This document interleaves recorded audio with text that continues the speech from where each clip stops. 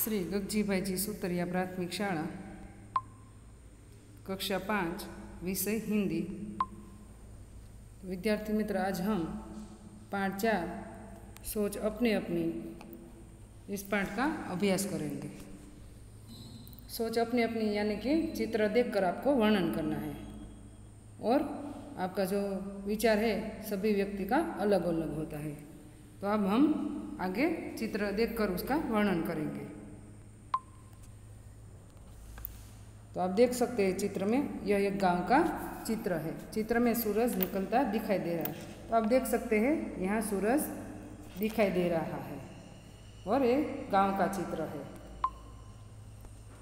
दूसरा चित्र देखिए, आकाश में 7 पक्षी उड़ते दिखाई दे रहे हैं। तो आप देख सकते हैं यहाँ 7 पक्षी आकाश में उड़ते दिखाई दे रहे हैं।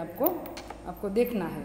और जब परीक्षा में पूछेंगे कि इस चित्र में कितने पक्षी हैं, तो आपको उसका उत्तर जरूर आएगा, क्योंकि आपने देखा है 7 पक्षी आकाश में उड़ रहे हैं।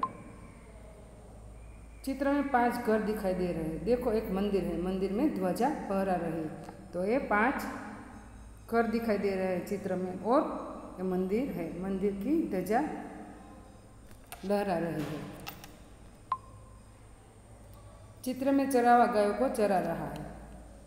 चित्र में चरावा यानी कि गायों गोवाळ छे ए गायों चरावी रह्यो छे।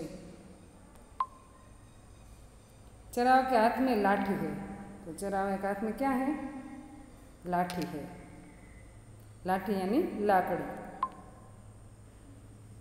चित्र में देखो 2 नारियल के पेड़ है। तो आपको दिखाई दे रहा है कितने पेड़ हैं नारियल के? तो 2 पेड़ है। आदमी के सिर पर देखो पगड़ी है और उसके साथ उसका कुत्ता चल रहा है। तो उसके सिर पर क्या है? पगड़ी है। और उसके साथ कौन चल रहा है? उसका कुत्ता चल रहा है। चित्र में एक लड़का और 2 लड़कियां हैं। तो एक क्या है? लड़का है, 2 लड़कियां है। एक लड़की के आगे तितली उड़ रही है। तो यहाँ एक तितली उड़ रही है। तितली यानी पतंगी। आज हमने सुबह का सुंदर दृश्य देखा और समझा। तो आपने इस चित्र में गांव का सुबह का दृश्य देखा। बच्चे बगीचे में खेल रहे हैं। चरावा अपने गाय चराने के लिए खेत में जा रहा है।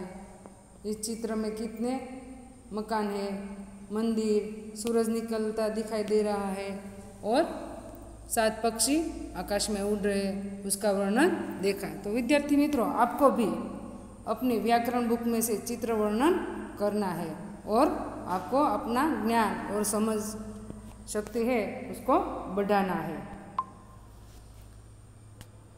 अब आपको पक्षियों के चित्र एकत्रित करके उनके रंग पहचानिए। तो तमारे पक्षीओનું चित्र एकत्रित એટલે ભેગા કરીને पक्षीનો रंग केवो होय छे, अलग अलग पक्षीओनो ते तमारे ओळखवाना छे। और प्रकृति के सानिध्य में रहकर उनका रक्षण कीजिए।